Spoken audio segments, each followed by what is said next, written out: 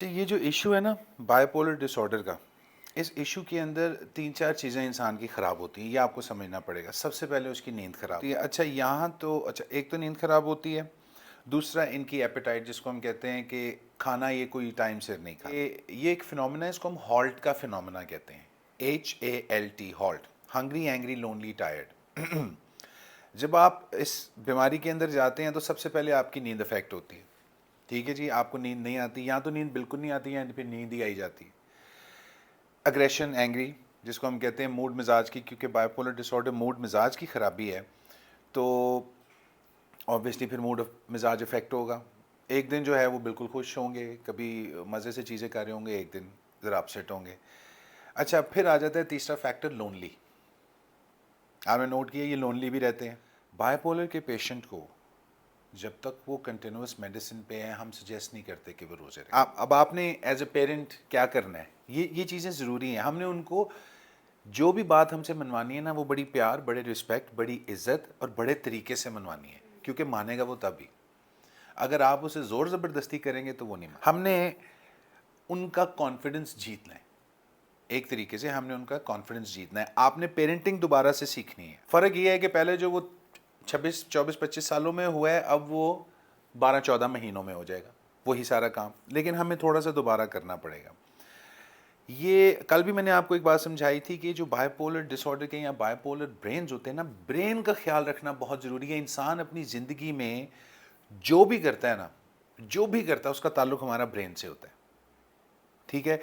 अगर मैं आपको एक मिसाल देता हूँ। मेरी एक बड़ी अच्छी क्लाइंट भी हैं। अब वो क्लाइंट थी, फिर हमारी क्योंकि काफ़ी देर काउंसलिंग चलती रही, अब वो मेरी सपोर्ट फैक्टर बन गई है, सपोर्ट फैमिली बन गई है। यानी कि वो उन लोगों को मदद देती हैं जिन लोगों का सिमिलर प्रॉब्लम, उनको मदद देती हैं फ्री ऑफ कॉस्ट, मेरे लिए फ्री ऑफ कॉस्ट। वो कहती हैं कि मुझे क्योंकि आपसे फ़ायदा मिला है, तो ये जो ख़वातीन मेकअप करती हैं, और मैं तो परेशान हो गया हूँ सुन के, 2.5-2.5 लाख की एक लिपस्टिक, 35 रुपये फिर की चैपस्टिक मिल जाती है, हम तो वही यूज़ करते हैं। मर्द कितने खुशकिस्मत होते हैं, उनको ये रौले नहीं होते। हमें तो शेव करनी हो तो वक्ता पड़ा होता है कि ओहो अब शेव करनी पड़ेगी, तो इसलिए ज़्यादातर आप देखें लोग दाढ़ी रख लेते हैं कि शेव करनी ना पड़े।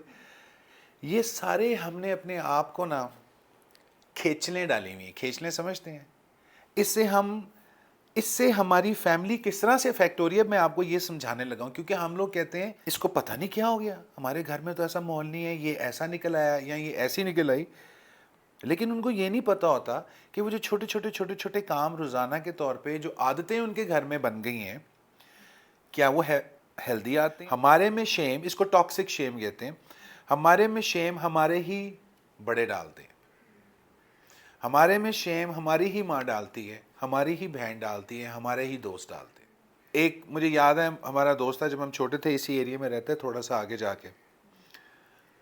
वो बचपन में ना जब 15-16 साल की उम्र थी हमारी, 14-15 साल की थी, तो वो कहता था यार मैं तो एक्टर बनूंगा, मैं तो एक्टर।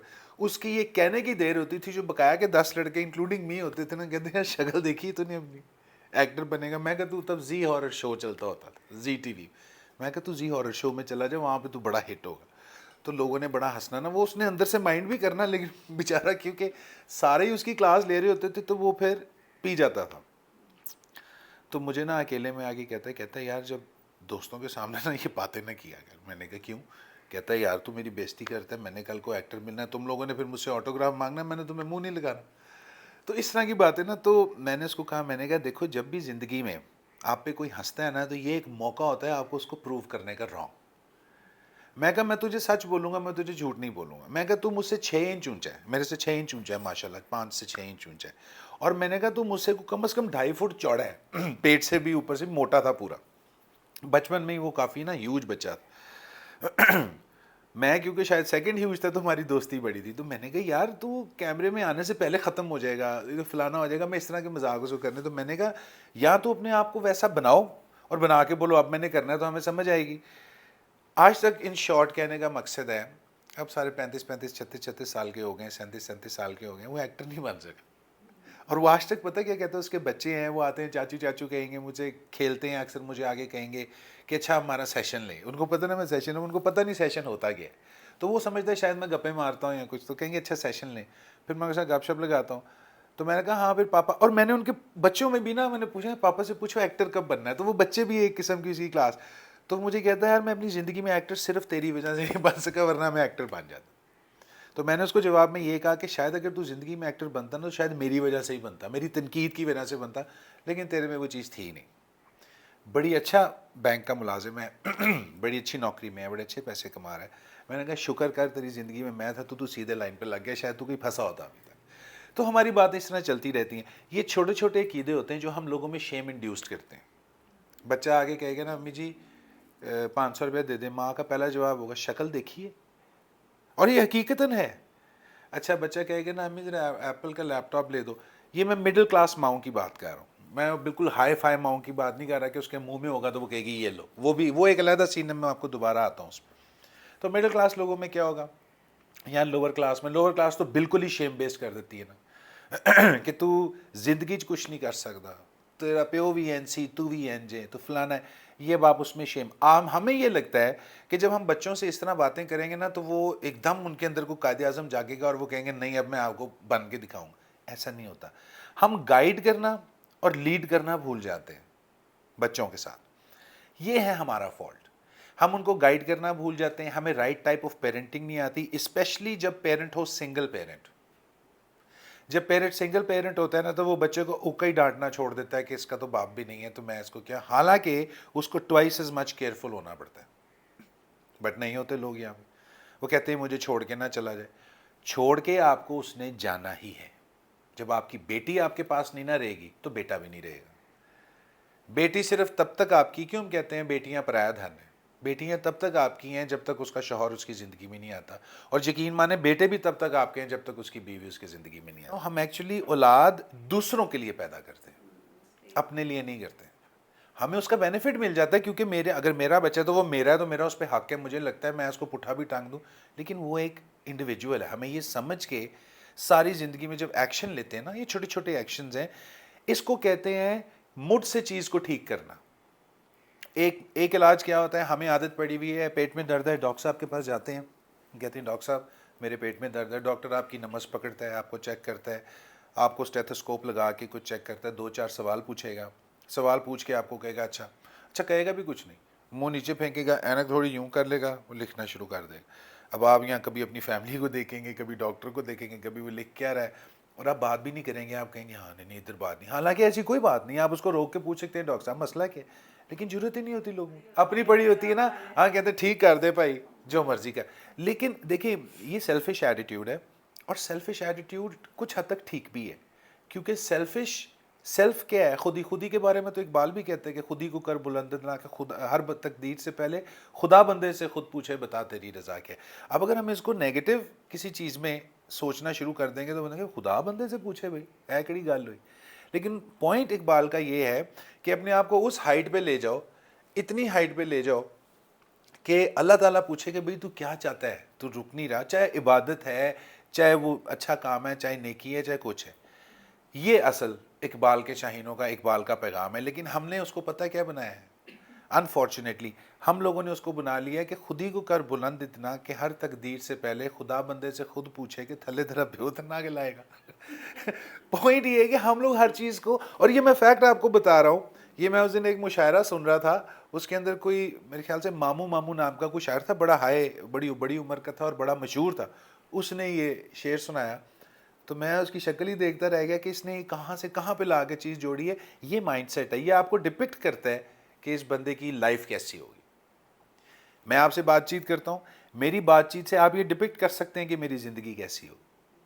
آپ کی بات چیت سے, کیونکہ شوق, پسندیدگیاں, اچھائیاں, برائیاں, عادتیں, یہ انسان کو بناتی ہیں جو بھی وہ ہوتے ہیں.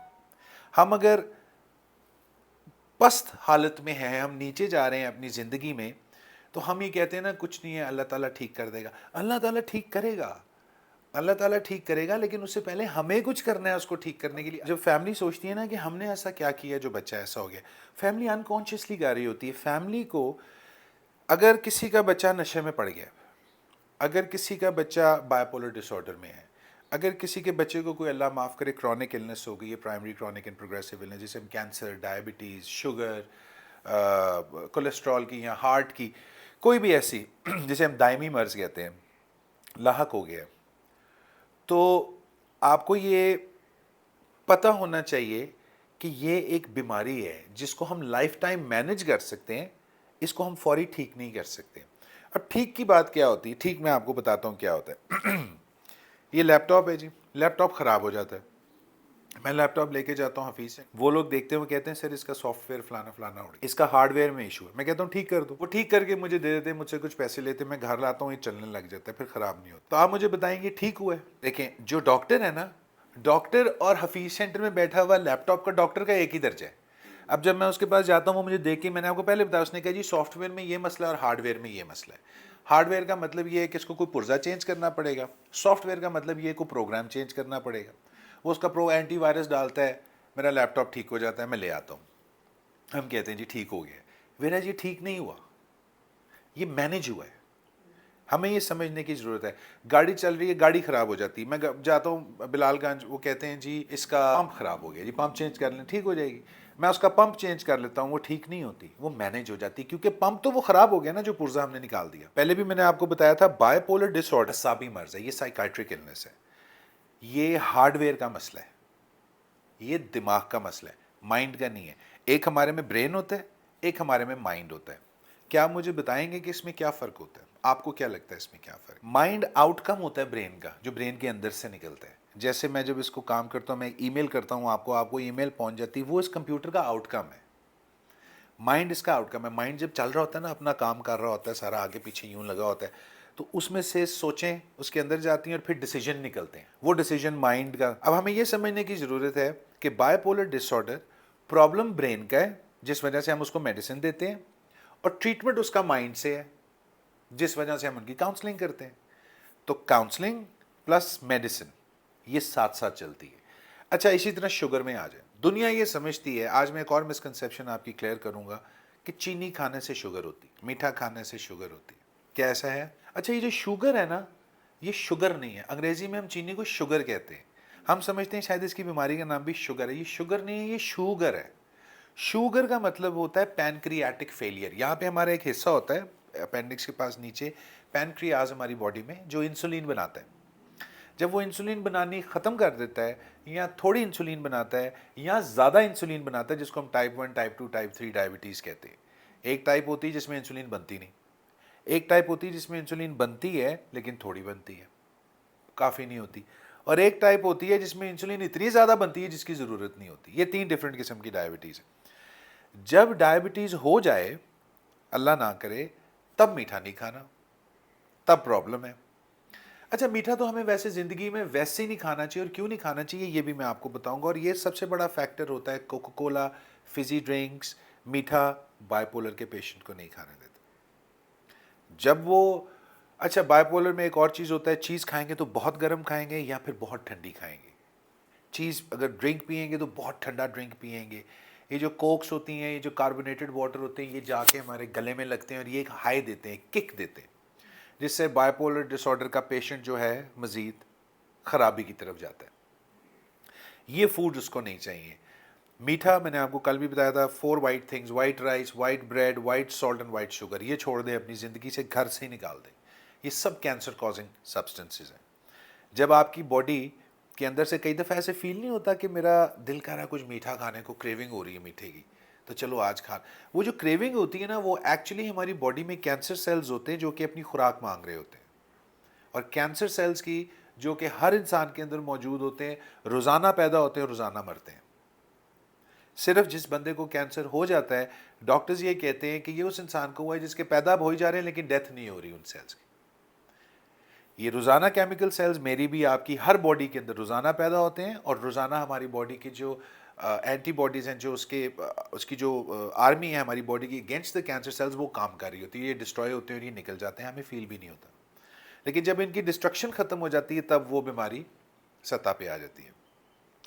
जब आपको मीठा खाने का दिल करे, बार बार आपका दिल करे कि मैं कुछ मीठा खा लूँ, कुछ मीठा पी लूँ, चीनी कर लूँ, फलाना कर लूँ, तो समझ लें बॉडी के कैंसर सेल्स जो हैं वो अपनी खुराक मांग रहे हैं, और जितना मीठा खाएंगे वो खुराक उनको जाएगी। अगर कोई बायपोलर डिसऑर्डर में है, तो उसकी ब्रेन की डिसीजन मेकिंग पावर तो वैसे ही अफेक्ट हुई होती है। उसको नहीं पता, वो बड़े से बड़ा काम जो है वो ऐसे कर लेगा, उसको उसके कॉन्सिक्वेंसेस का अंदाज़ा ही नहीं होता। اس کو غصہ آیا، اس نے جیسے آپ کا فون توڑ دیا، غصہ آیا اس نے اٹھا کے شیشے میں کوئی چیز ماری، شیشہ توڑ دیا، بعد میں اس کا افسوس ہوتا ہے؟ ہمارے جو دماغ ہوتا ہے نا، اس کے 2 میجر حصے ہیں، ویسے تو اس کے 5 خلیے ہوتے ہیں، 5 حصے ہوتے ہیں، 5 دماغ سمجھ لیں، لیکن میں 5 میں نہیں جاؤں گا، وہ بہت ڈیٹیلڈ ہو جائے گا، اس کی آپ کو ضرورت نہیں ہے۔ آپ کو ضرورت صرف یہ سمجھنے کی ہے کہ اس دماغ کے 2 حصے ہیں۔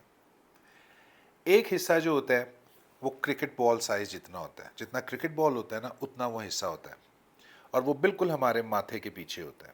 اس کو ہم کہتے ہیں پری فرنٹل کورٹیکس یا نیو کورٹیکس، یا اگر مشکل ورڈ ہے تو ہم اس کو کہتے ہیں فرنٹل لوب، فرنٹ والا لوب، لوب یعنی حصہ۔ ایک اس دماغ سے 2.5 انچ پیچھے اور 2.5 انچ نیچے، بالکل آنکھوں سے نیچے نیچے، کانوں کی سیدھگے جس کو ہم کہتے ہیں نا کھتی، کانوں کی سیدھ میں سینٹر میں ہینگنگ ایک دماغ ہے جو بادام کے سائز جتنا ہے، اس کا نام ہے امیگڈلا۔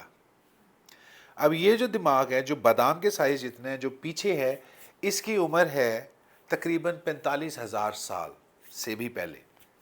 یہ سب سے پہلا دماغ تھا، اس کو ہم کہتے ہیں ریپٹیلین برین، ریپٹائلز کا برین تھا، یہ جانوروں کا برین تھا، چھپکلی، کیڑے مکوڑے، سانپ، یہ وہ برین ہے جو ہمارے اندر ہے، ہم کہتے ہیں نا اندر دا جانور جاگ گیا ہے، وہ برین جاگ جاتا ہے۔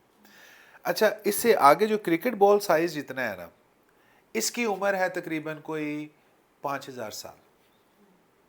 کتنا فرق آ گیا؟ یہ ہے جو ہمیں اشرف المخلوقات بناتا ہے۔ یہ جو فرنٹ والا حصہ ہے جو کرکٹ بال سائز جتنا ہے، یہ آپ کو مجھے ہمیں اشرف المخلوقات بناتا ہے، کیونکہ یہ وہ برین ہے جو جانوروں میں نہیں ہے۔ اچھا، جو پچھلے برین ہے اس کا کام کیا ہے؟ ہماری زندگی میں ساری خرابی پچھلے برین کی ہے، امیگڈلا کی ہے، جو جانوروں والا برین ہے، ساری خرابی ہماری زندگی میں اس سے آتی ہے۔ اچھا، اس کو ٹھیک کون کرتا ہے؟ یہ فرنٹ والا برین، جس کو یوز کر کے ابھی ہم بات چیت کر رہے ہیں۔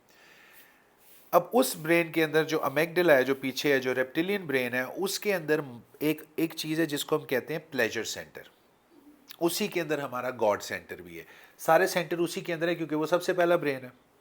آپ کو پتہ ہے پہلے جو انسان تھے ان کے اتنے سر ہوتے تھے، چھوٹے چھوٹے سر ہوتے تھے، منہ بڑے ہوتے تھے، کبھی نوٹ کیا؟ اب پہلے آبویسلی آپ تو پیدا نہیں ہوئے تھے، لیکن کتابوں میں پڑھا ہوگا آپ نے، جب سٹون ایج سے ابھی ہے تو وہ چھوٹے سر بڑے ہوتے گئے، ٹھیک ہے نا، وہ کہتے ہیں نا سر وڈے سرداراں دے، تو وہ سردار بنتے گئے، ٹرائبز آتے گئے وہاں پہ۔ پھر پہلے آپ کو پتہ یہی سسٹم ہوتا تھا، ٹرائبز ہوتے تھے، اس کو کیا قبیلے ہوتے تھے، ان کا ایک سردار ہوتا تھا، وہ اس نے جو کہہ دیا وہ منوان لوگوں نے قبول کرنا ہے، ایک سسٹم چل رہا تھا۔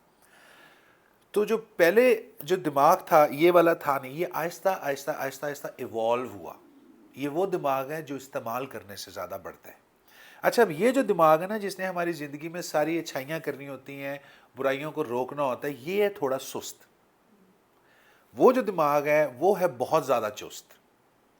یہ ایک بیٹل ہوتی ہے ہیومن برین کی اور اینیمل برین کی، یہ اینیمل برین ہے، یہ ہیومن برین ہے، یہ آپ کو سمجھانے کے لیے موٹا موٹا ہم نے بتایا۔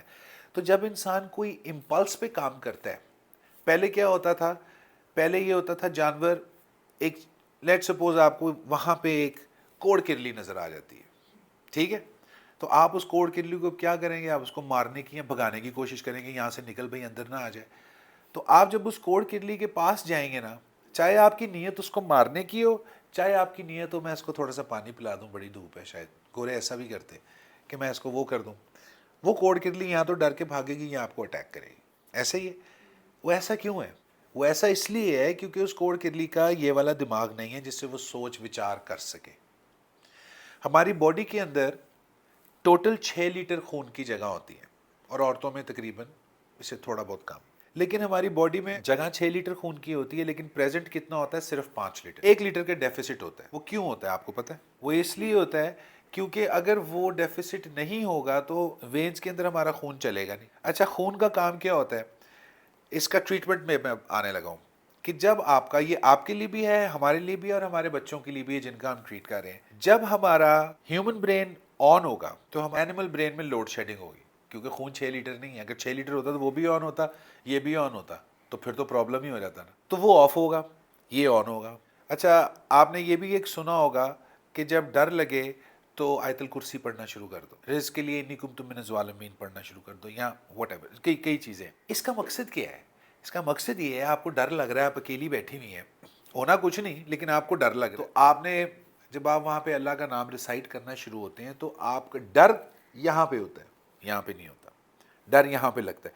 تو جب ڈر یہاں پہ لگتا ہے اور آپ اس برین کو آف کر دیتی ہیں نا, تو اس برین میں لوڈ شیڈنگ ہو جاتی ہے, ڈر ختم ہو جاتا ہے اور آپ کی دوسرا برین شروع ہو جاتا ہے. تو آپ جب اللہ تعالیٰ کا نام لینے لگتے ہیں, کوئی آیت کوئی اس طرح کی چیز پڑھنے لگتے ہیں, تو آپ کا نو برین آن ہو جاتا ہے, وہ ایکشن میں آ جاتا ہے, ادھر لوڈ شیڈنگ ہو جاتی ہے, ڈر نیچے چلا جاتا ہے. یہ اس کی سائنٹیفک ویلیو. اب بائی پولر ڈس آرڈر کے اندر جو بچوں کو پرابلم آ رہی ہوتی ہے وہ اس برین کو آن کر کے یوز کرنے کی آ رہی ہوتی ہے. وہ چل رہا ہوتا ہے اپنے ریپٹیلین برین پہ. کسی نے کوئی بات کی جھپٹ دیا, کسی نے کوئی بات کی اچھا نہیں لگا چیز اٹھا کے توڑ دی, کسی نے کچھ کہا ایون کہ دو چار کرا بھی نہیں, مکہ کرا دیا, تھپڑ کرا دیا, وٹ ایور, باہر لڑائی جھگڑا کر لیا. اس کو یہ پتہ نہیں ہوتا کہ اس کا کانسیکوینس کیا ہو سکتا ہے. دیکھیں نا, اسی طریقے سے تو ہوتا ہے جتنے لوگ جیل کے اندر اس ٹائم ہیں اور جتنے لوگوں سے قتل ہوا ہے تقریباً سارے کے سارے بائی پولر ہیں, لیکن جیل میں وہ یہ سمجھتے ہی نہیں ہیں. وہ کہتے ہیں نہیں جی نہیں, اینے سوچ سمجھ کے وہ اس چیز کو کیریکٹر کا ڈیفیکٹ سمجھتے ہیں کہ بچہ بدتمیزی کر رہا ہے خراب ہو گیا ہے, بچہ نشہ کر رہا ہے خراب ہو گیا ہے, بچہ چیزیں توڑ رہا ہے خراب ہو گیا ہے. خراب نہیں ہوا, یہ اس کے برین کا مسئلہ ہے. ہم نے اس کا لاجیکل برین, یہ جو فرنٹل لوب ہے, یہ جو ہیومن برین ہے, اس کی ایکسرسائز کرنی ہے.